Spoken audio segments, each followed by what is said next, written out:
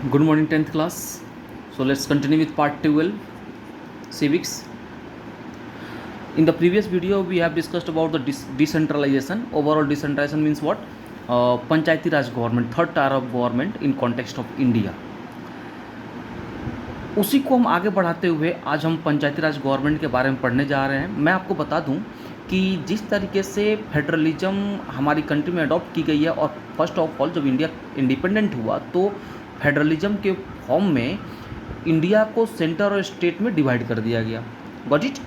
But 1992 में India में federalism को और डीपनिंग और स्ट्रॉन्ग बनाने के लिए एक थर्ड टायर ऑफ गवर्नमेंट बनी, एक new kind of government formed at village level, that is called Panchayati government. क्या कहते हैं उसे? पंचायती गवर्नमेंट।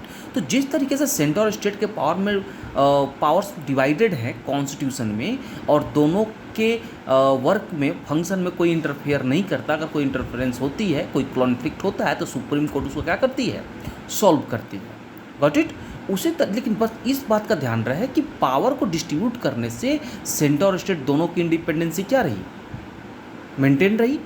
कोई कॉन्फ्लिक्ट राइज नहीं हुआ, जो कि हमने अब तक पढ़ रखा है। जैसे कि लैंग्वेज पॉलिसी को हमने देखा, सेंट्रल स्टेट को देखा रिलेशन को, हमने लिंग्विस्टिक पॉलिसी को देखा, लिंग्विस्टिक स्टेट्स जो लैंग्वेज के बेसिस बने थे। तो ये तीन एग्जाम्पल्स के थ्रू हमने पढ़ा कि किस तरीके से इंडिया में फेडरलिज्म को प्रैक्टिस किया गया है। बस में आ रही है ना। और ओवरऑल सक्सेस भी रहा। और इसी सक्सेसफुल का एक और रिजल्ट आया क्या, कि हमने एक थर्ड टायर और new kind of government form किया जिसको हम क्या कहते हैं? पंचायती गवर्नमेंट। बस में आ रही। तो इसकी भी इंडिपेंडेंसी सिक्योर करना बहुत कंपलसरी है, अदरवाइज कॉन्फ्लिक्ट होना ऑब्वियस है। बस में आ रही है ना। तो इनको भी इंडिपेंडेंट कैसे किया जा सकता है भाई? तो किसी को भी इंडिपेंडेंट करना हो तो सबसे पहली बात क्या करनी चाहिए कि कॉन्स्टिट्यूशन से डायरेक्ट उसको पावर मिले, तो सब इंडिपेंडेंट हो जाएंगे। किसी को भी पावर अगर डायरेक्ट कॉन्स्टिट्यूशन से मिलती है तो उसके पावर पर कोई क्वेश्चन राइज नहीं हो सकता, कोई कॉन्फ्लिक्ट राइज नहीं हो सकता। अगर कोई कॉन्फ्लिक्ट होता भी है तो सुप्रीम कोर्ट के पास क्या है? राइट है कि उनके प्रॉब्लम से क्या करे? सॉल्यूशन करे, कोई और नहीं करेगा। बस में आ रही है ना। तो इनकी भी इंडिपेंडेंसी सिक्योर करने के लिए, सेव करने के लिए हमने कॉन्स्टिट्यूशन में क्या किया? अमेंडमेंट किया। 1992 में हमने बहुत सारी ऐसे स्टेप्स लिए जिससे कि पंचायती गवर्नमेंट की इंडिपेंडेंसी क्या रहे? सिक्योर रहे। बस में आ रही है ना। इस पंचायती गवर्नमेंट को हम लोकल सेल्फ गवर्नमेंट भी कहते हैं। क्या कहते हैं इसे? Local self government. Got it. यही से लोकल गवर्नमेंट कहते हैं। तो ओवरऑल डिसेंट्रलाइजेशन मतलब कि पावर को सेंटर और स्टेट से क्या कर दिया गया? एक फर्दर लेवल पर भी डिस्ट्रीब्यूट कर दिया गया, जिसे हम क्या कहते हैं? पंचायती राज गवर्नमेंट, जिसको हम लोकल सेल्फ गवर्नमेंट कहते हैं। क्वेश्चन आ सकता है कि हम इसको लोकल सेल्फ गवर्नमेंट क्यों कहते हैं? बस में आ रही है ना। तो ऑब्वियसली लोकल सेल्फ गवर्नमेंट जो होती है वो विलेज लेवल पर होती है और वो अपने प्रॉब्लम्स को बहुत अच्छे तरीके से जानते हैं और उसे सॉर्ट आउट भी अपने लेवल पर कर सकते हैं, न कि उन्हें सेंट्रल और स्टेट लेवल के गवर्नमेंट तक आने की ज़रूरत है। बस में आ रही है ना। इसलिए इसको लोकल सेल्फ गवर्नमेंट कहते हैं, या अपनी प्रॉब्लम खुद सॉल्व करते हैं।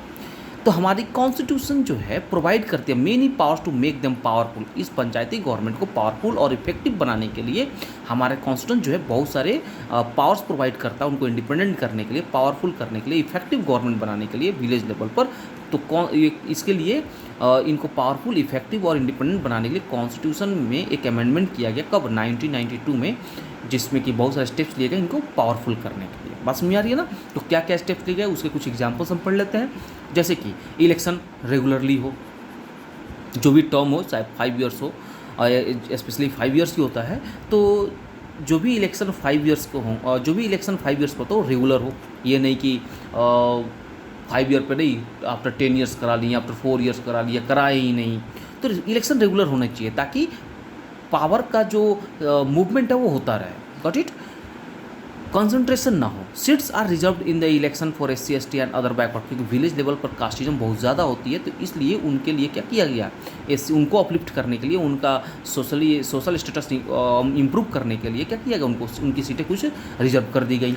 उसके बाद से एटलीस्ट 1/3, क्योंकि गांव में वीमेन की कंडीशन बहुत ज़्यादा वर्स्ट है, इसलिए उनके लिए भी 1/3 सीट क्या कर दी गई? रिजर्व कर दी गई सारे पोजीशंस के लिए। ठीक है ना। ये पोजीशन को मैं नेक्स्ट वीडियो में बताऊंगा, जब पूरा का पूरा ओवरऑल हम पंचायती राज गवर्नमेंट के बारे में पढ़ेंगे, म्यूनसिपैलिटी के बारे में पढ़ेंगे, जितने भी उसके पावर लेयर्स हैं इस गवर्नमेंट के लेवल पर। ठीक है। Independent state election commission has been created. देखना, पूरे कंट्री और स्टेट में इलेक्शन कराने के लिए इलेक्शन कमीशन है, वैसे ही पंचायती राज गवर्नमेंट का इलेक्शन कराने के लिए क्या किया गया, एक इंडिपेंडेंट स्टेट इलेक्शन कमीशन को क्रिएट किया गया, जो पंचायती और म्यूनसिपल इलेक्शन को क्या करेगी, कंडक्ट करेगी।